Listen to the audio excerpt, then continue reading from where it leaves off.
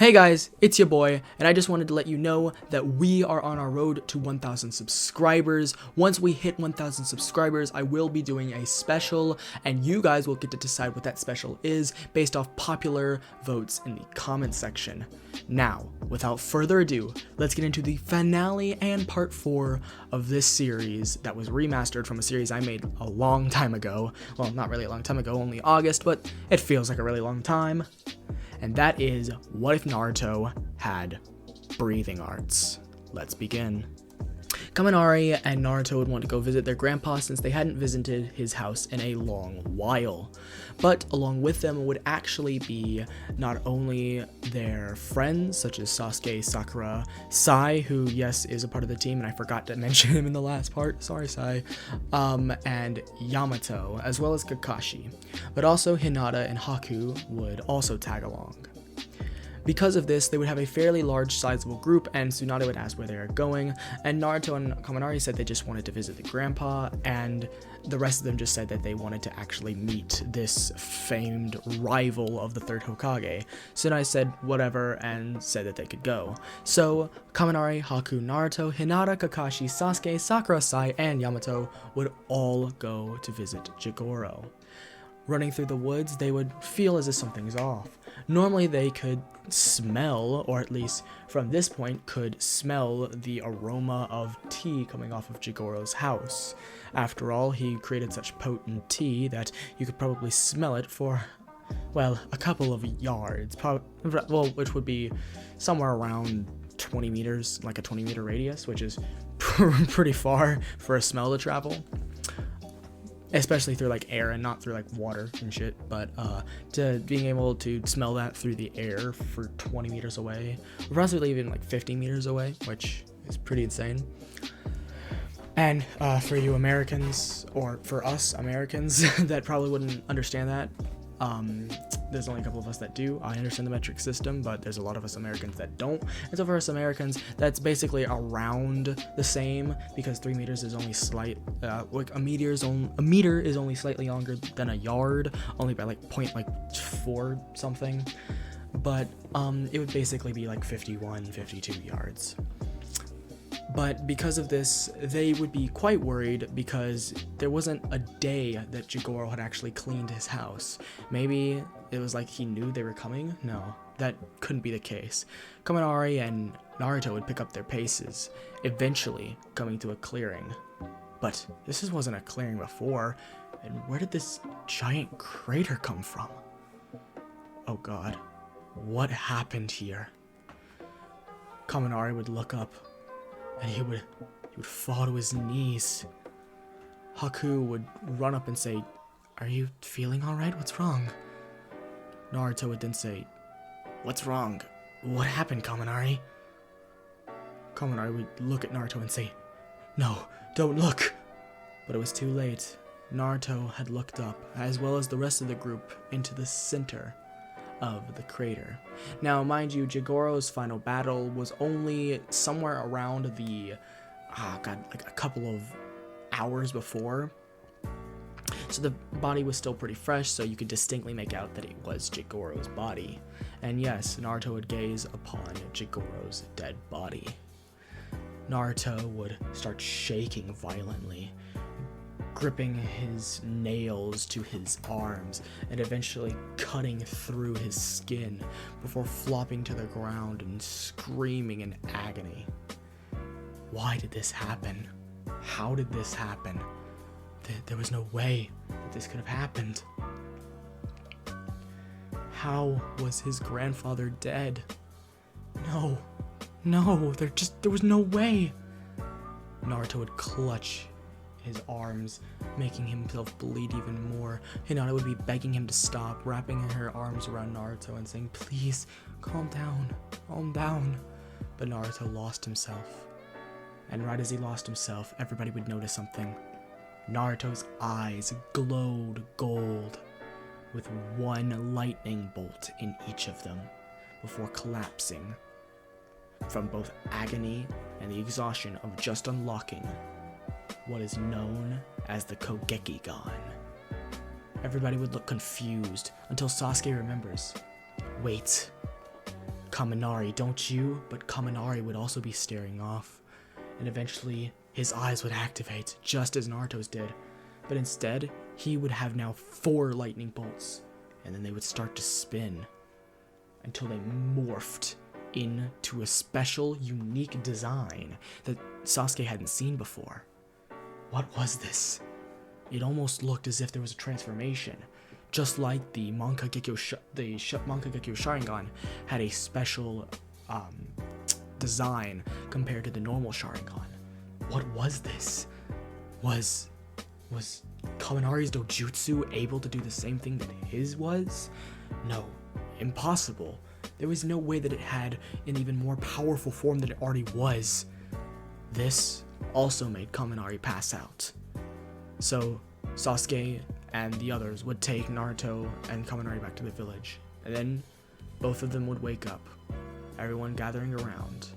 Kaminari would then say, "I guess it's time for me to explain," he would say, and everybody would gather around with their ears wide, as well as their eyes. They were ready for this information. They wanted to know what was going on, as did Naruto.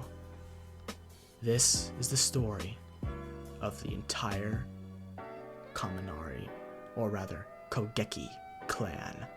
Jigoro Kuwajima was a proud man who was very proud in his ability to use his lightning affinity, yet he was seemingly also plagued by this, since he only had an affinity for lightning chakra. There was no other room for other chakras in his arsenal, making him one of the most potent lightning style users ever known to man, rivaling even the Third Reich Kage in terms of lightning affinity. This made him automatically almost untouchable. His speed was nearly unrivaled. The only person being compared to his speed would have been the 4th Hokage. And in his prime, it was said that he rivaled, if not dwarfed, Hiruzen. Yes, he was that strong. After all, he was very proud, and he cultivated lightning breathing itself in all of its various forms. There are scrolls that Jigoro had hidden away in case the home was ever destroyed. I hope we can learn all of those techniques to truly honor his name. But enough with that, let's continue with the story.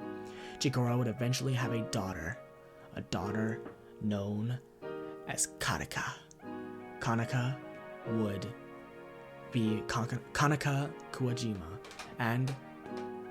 but Jigoro's wife would die in childbirth.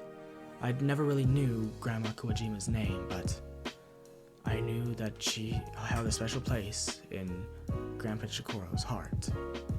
But that woman, his daughter, was my mother. My mother was Kanaka Kuwajima, and eventually she would marry a blonde-haired boy, or rather a blonde-haired man, who was very high in lightning affinity, almost as much as Jigoro was, with that being his only affinity, yet not as potent, but still had a lot more potential. Rather, he was more of a prodigy than Jigoro was, and what seemed to take Jigoro nearly decades to master, it took the boy, or rather, the young shinobi, it took him only a couple of years to learn half of the lightning breathing techniques. Not only did it take Jigoro nearly 10 years to just cultivate lightning breathing itself, it took decades more for him to learn all of these techniques, yet this boy was doing it in only a year. That man's name was Itsumi Kogeki. He was hailed as a amazing Jonin, although he wasn't on the likes of any Kage. In fact, he was only considered to be about mid-Jonin level, but that was before he learned lightning breathing. He was impressive, but he was just as any normal Jonin. Mid-Jonin level was something that could be relatively easy obtained, especially from the village he came from, which was Konoha. This man would marry my mother, and eventually they would have 3 children. They would start with a son known as Boruto Kogeki. After that, they would have a daughter known as Minaka Kogeki. And eventually, they would have me, Kaminari Kogeki. Over time, my father would develop lightning breathing to the point where he had mastered it as much as my grandfather. But there was something that triggered an event that would change our history of the Kogeki clan forever. My father would see my mother's death, and so would my older brother. Their eyes would morph, and they would obtain what I know as the Kogeki Gun. Eventually, from the death of one person they love, they would obtain one lightning bolt. And every time you had a person die in your family, you would have one more lightning bolt. This happened for my mother and my brother the day my mother died. My sister and I were not around to watch it, but my father and brother sure were. They wanted to kill whoever had done this. They would get their chance eventually. But my brother, he was much stronger than I ever could have hoped to have been. Boruto, he was so strong, and I don't know how he died. He mastered all forms of lightning breathing year one. In fact, he mastered them to such a degree where he could practically spam them. Hell, he could use the 7th form like it was nobody's business. After all, he was that talented. And his father was, well, my father, and his mother was, well, my mother. So it was expected, but not to disagree. But he then furthered it. He furthered seeing people he loved died, and it wasn't on purpose, unlike some other madmen would. No, this was for the simple fact that his 2 teammates and his Jonin sensei were all killed by a man in a mask. His eyes would obtain the 4-bolt Kogeki gun, and then they would start to twirl, eventually forming a unique pattern known as the Seiza Kogeki gun. This allowed specific powers to the wielder. In fact, each lightning bolt represents something, a power. The first lightning bolt allows you to track movements almost as well as a 3-tomoe Sharingan. And heck, you could even copy those movements with the 1-bolt Kogeki gun. The 2-bolt Kogeki gun allows you to put even more lightning chakra through your body to the point where you are basically amped 50 times your lightning chakra, at least the lightning releases. Not your overall chakra reserves, but just the potency of the lightning chakra itself. So your lightning-based attacks will be much more potent. And, well, luckily for me, my entire strategy revolves around lightning-based techniques. So, this is a big benefit to me. The third, and what I assumed was the final, before I read into my family's history, and I read all about my brother. Well, of course in later years, once my grandfather deemed it, well, appropriate.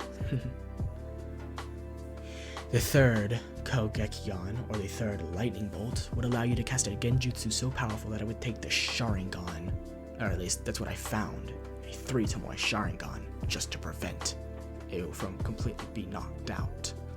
This is one of the most powerful genjutsus in the world, up there with things like Itachi's Tsukuyomi, or Shisui the teleporter's Koto Matsukami. This genjutsu is that powerful. After that, there seems to be the 4th lightning bolt's power, which is said to be unknown. My brother never displayed its power, and I hope to find out what it is so I can record it in the history books for any, well, lineages or students I might have. Either one, I will allow them to know everything I can figure out about these dojutsu. After that, the Seiza Kogeki-gun and all of its abilities are completely unknown, although it is said that the Seiza Kogeki-gun has its own special abilities, just like the Mankagekyo Sharingan that pertain to the user, one ability per eye. Although it is said to have many other techniques by my brother, but my brother never stated what they were, in order to keep it confidentiality, even from my own family. This information might have saved my father's life, but after all, my father only obtained the one bolt. So, even though he was good, he wasn't as good as my brother, which is why I don't understand. The night everyone died, where was my brother? I thought he had died. In fact, I knew for a fact that he had died. That's what I was told, right? But now I'm starting to wonder how. How could he die? There was no way that some random guy in a mask who had a heart, who Kaminari, or no, not Kaminari, that's me, my brother, said he had a hard time defeating, could not be defeated by my brother, who is many years older at that time, somewhere around 18, I believe. Because of this, he would have been much stronger, in fact, exponentially stronger than when he was just a genin. He, as well as my sister and father, should have easily taken care of this man, but they didn't. They all died, and I don't understand how. That is what truly concerns me. That is the power of the Kogekigan. Lord Orochimaru, I am sorry about your death, but I promise I will revenge you. Once I perfect this method of performing the Snake Sage mode, I will finally... Kabuto was cut off in the middle of his monologuing speech from one of Orochimaru's old lairs, where he had hidden away the information for perfect Snake Sage mode. He sensed two powerful presences behind him. He turned around to see one of them looking like a monster. It was Tayuya, one of the Sound Four. She was transformed into her Curse Mark Stage 2 state. The other was Karin Uzumaki. Not only did she have the chakra chains swirling around her, almost as if they were weapons that she could completely manipulate and control, and the final person who walked into frame was a girl in a mask with her black hair tied back in a ponytail, or a bun, to say the least. Kabuto, you will be put on trial for your crimes and thrown in jail to rot for the rest of your life. Oh really? Will I? He said, before starting to wave the hand signs for the Edo Tensei Jutsu. Although he knew he wasn't that ready for it yet, he still had to try and at least get the first, maybe second Hokage to come help him. But he was too slow. By the time he was able to do anything, Karin had already wrapped him up in the chakra chains, and Haku was behind him. Tayuya, her fingers on her float, and her 3 summons by her side, getting ready to attack. Well, I guess you are just a little bit too much of a nuisance, Kabuto would say, trying to finish the hand seals, but Haku would then just slit his throat. No remorse, no waiting, no monologuing for this villain, Haku thought to herself. Karin and Tayuya would sigh, and Tayuya would exit her Curse Mark Stage 2 form. She would smile at Haku, and Haku would lift up her mask and smile back. But Karin would say, there's one more thing we have to do. We have to revive Orochimaru. What? Are you insane? They would both say. No, I'm not. Look, there's a curse mark on Kabuto's body. We can use that to revive him. But once we do, I will use my chakra manipulation to try and remove any evil intent from this Orochimaru. But you guys are gonna have to help me. Help me set up the seal circle. They would, and the seal circle would be so powerful that when Orochimaru is revived, he's basically a Shippuden, or no, not Shippuden, but rather his Boruto counterpart at this point. Because of this immense change and shift in attitude, they would all seem kind of freaked out and kind of weirded out. And Orochimaru, was this powerful. Because of this, they would be completely shocked and would basically just semi-accept Orochimaru, although he had done a lot of bad things in the past. They knew that he was a different person and like completely changed, like literally whole 180 in the personality direction. After this, we would head over to Naruto Uzumaki's point of view. And we would see him training with his brother before going out in the woods to think alone. But during this would be his final encounter. Naruto, so wrapped up in his own feelings and his own depressing thoughts about his dead grandfather, that he wouldn't notice someone coming up behind him. He wouldn't notice the seal being placed on him, and would only notice it as soon as he was knocked out. He would wake up in an unknown place before he would feel his seal open and the Nine-Tails chakra being ripped straight from it. Naruto would scream in pain, but it was no use. He couldn't do anything. He tried to power up, tried to do anything, but his entire chakra network was sealed to the point where only the Nine-Tails could have helped, but it was nearly already gone. Then, with one final breath, the masked man that he faced down would say, "It is complete. I now have all of the tailed beasts in their entirety, except for Shukaku. But I don't need his entirety. After all, he is the weakest tailed beast. Now, it is finally time to enact my plan." Naruto would sit there for nearly an hour before eventually he would feel the life fading from his body, and his heart would stop. Naruto's eyes would lose their gleam, their shimmer, and Naruto Uzumaki would be dead. "Hey, have you guys seen Naruto?" Hinata would ask, but everybody in the room would look at her confused. "What do you mean? We thought he was with you." Kaminari would say, "No, I can't find him anywhere. Can you guys help?" "Of course, he's my brother after all," Kaminari would reply. "Yeah, come on, let's go find him. I wonder where he is." This could be troublesome. I sensed an odd chakra after Naruto left yesterday," Orochimaru would say. All of them would turn to look at him with sort of a fear. Yes, I do believe I recognize this chakra. And, well, there's a couple in this room who should have recognized it too. Although, we shall all recognize it when we face him in battle. Come, I'll try my best to lead you to him.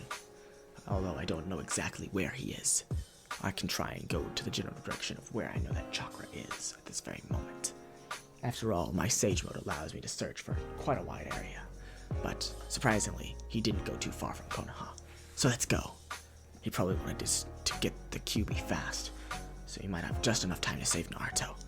Come on, let's go. Everybody would be worried, but everybody would throw on their best gear and run as fast as they could. But as soon as they got to where Orochimaru was feeling the chakra, a huge crater would have burst from the ground, and flying in the air would be a man that Kakashi himself would look at and recognize all too well. This was the face of his fallen comrade Obito Uchiha. His right eye morphed into the Monkai Gekyo, and his left eye being the Rinnegan. His skin was pale and pasty, and he was wielding a staff of black material in his hands, as well as 6 balls of black chakra that floated behind him. He had spikes protruding from his seeming cape. He would smile down at them before floating down to the ground and saying, "Well, well, well, if it isn't Kakashi Hatake. Now, let's see what you've all got," he would say, before then realizing, "Oh wait, you're probably here for him. Here, you can have him back. He served his purpose." He would fling Naruto from out of the underground bunker, and Naruto's dead body would crash right in front of all of them. What in the world was going on? No one knew.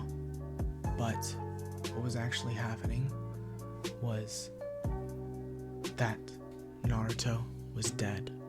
They all saw this. They all knew this. And they all absolutely got enraged.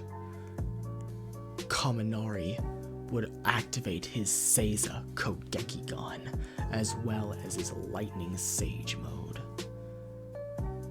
And his brother, or rather, his brother in arms, Sasuke, would activate his Eternal Mangekyo Sharingan. Kakashi would activate his Mangekyo, and everybody else would power up to their max power.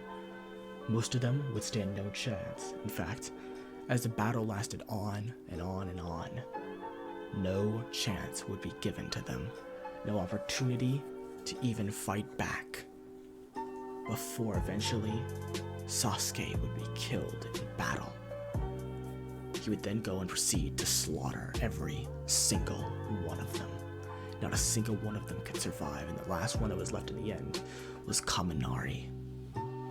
He had felt such great pain that his eyes seemed to be littered with lightning bolts. So many that they looked crammed together in those eyes. Although they then started to morph, and eventually they would rest with 6, 3 on the top and 3 on the bottom. This was the final form of the Kogekigan.